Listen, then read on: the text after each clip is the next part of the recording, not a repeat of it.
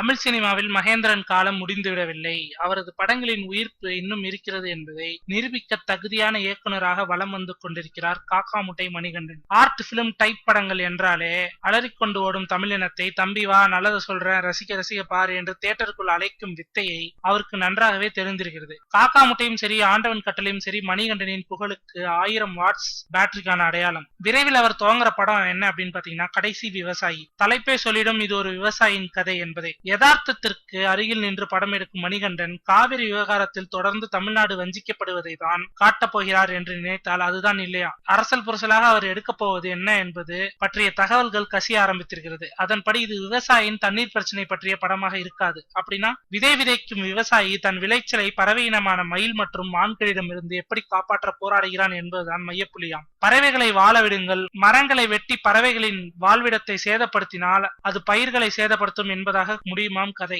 நல்ல விஷயம்தான். ஆனால் கர்நாடகாவின் பிடிவாதத்தால் நம்ம ஊர்ல விவசாயி செத்து போறானே அதை பற்றி முதல்ல சொல்லுங்க மணிகண்டன்.